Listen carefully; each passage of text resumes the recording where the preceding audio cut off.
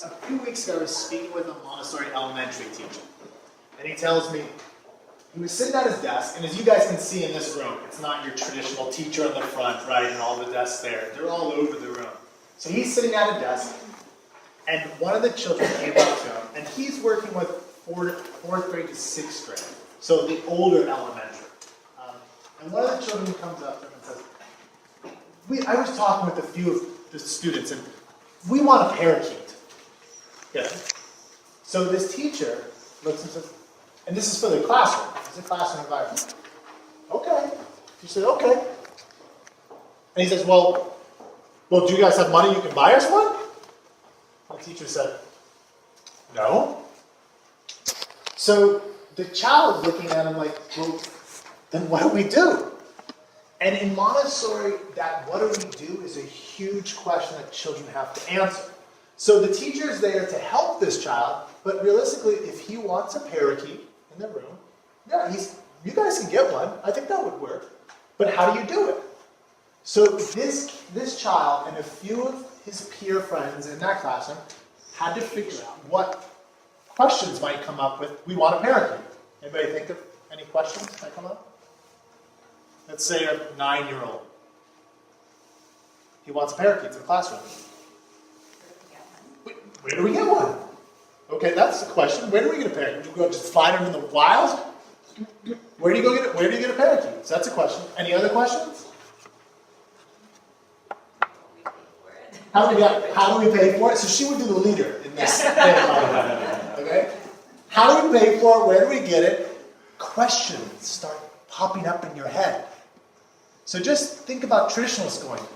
Where do the questions come from? The teacher. Here, the questions are coming up through the children's own head. The teacher's not sitting there going, well, here, when you want a parakeet, here are the 5 steps you go through. Let me walk you through every step. No, they come naturally from the child's mind. So, what are these kids doing? I'm listening to this teacher's story. I'm like, wow, what did they do? And he says, well, they had to determine, where do we get one? And how much does a parakeet cost? Well, a parakeet costs money. Teacher said he's not going to give us any money. So, where do you get money from? Hey guys, you're 9 years old. Where do you get money from? Maybe your parents. You go ask your parents. And in Orange County, it's more than parakeets. Parents just give you everything. But the teacher had made it clear you don't just give the child all this money. So where are they going to get the money from? If their parents don't give it, sell something. You look around, what can we sell? So it's all of these questions are popping up and they have to answer them. They have to take the steps to answer them. So it turns out these kids end up selling some books that are around, some leftover books in the school. And then traditionally, which happens often, is baked goods. So you've got some kids who have some extra books at home that they want to sell, and then some kids who really like to bake. There's some other kids in the classroom, baking's not for them, right? So they went through this whole process. They sold books. Now, if you're 9, 10, maybe there's an 8-year-old in that classroom, how do you know how much to charge for a book, a used book? Would they? Probably not. I mean, as adults, it's difficult. Like, how much do you charge for? So the teacher was telling me some of these kids were charging $10 for like this, like 25-cent book, and of course nobody bought it. What does the child learn? It's too much. Would some of those children feel bad a little bit? They put all these books out, nobody bought them. Would they feel bad? Yeah. That's okay. I mean, I know here I've made some mistakes as an adult and it feels bad. And what happens when it feels bad? You learn something. If you don't have these experiences, you don't get to learn. You don't get to experiment. So at the end of this, they made $300. They got their parakeet. So this is the parakeet, Lucky. And it's pretty cool. So they say, welcome, Lucky. And then you're going to wash your hands before touching Lucky. And then it's like with soap in parentheses. So they've made all of this. Now, everybody's not interested in this parakeet. I'll tell you, there were kids in this class who had no care in the world for having this parakeet. It's in the room, and I don't care about this parakeet. I don't want to be involved in a bake sale to buy a parakeet. I want to go do my math work.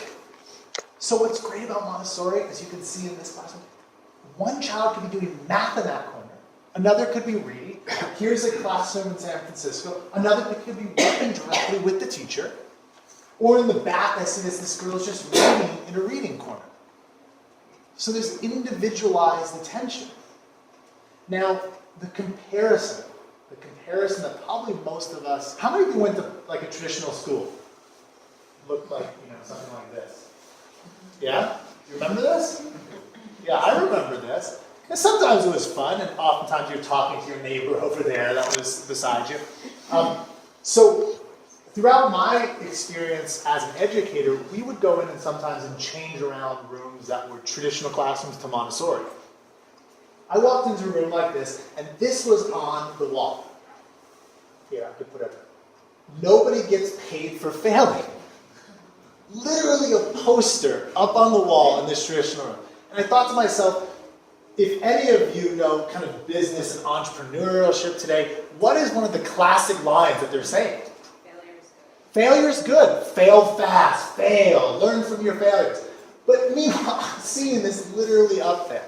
And it's so true because when you're in this environment, the worst thing that can happen to you is to get an F on a report card, is to fail. Everything's against making mistakes. Perfection all the time is what's wanted. You want that A.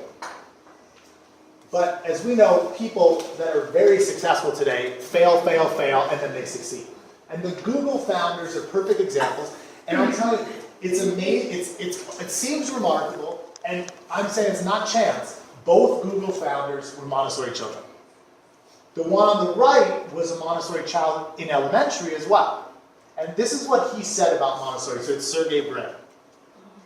I benefited from the Montessori education, which in some ways gives the students a lot more freedoms to do things at their own pace, to discover.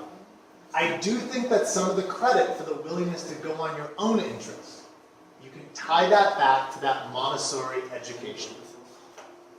So it's one thing for me to say that, oh, this celebrity was a Montessori child. It's a whole other thing when you start to see celebrities that are successful, particularly at Google, probably one of the biggest companies in the world today, or is, saying that Montessori affected them. This is saying that when you were 6, 7, 8, that education made what you created possible. And there are numerous people that say this about their education.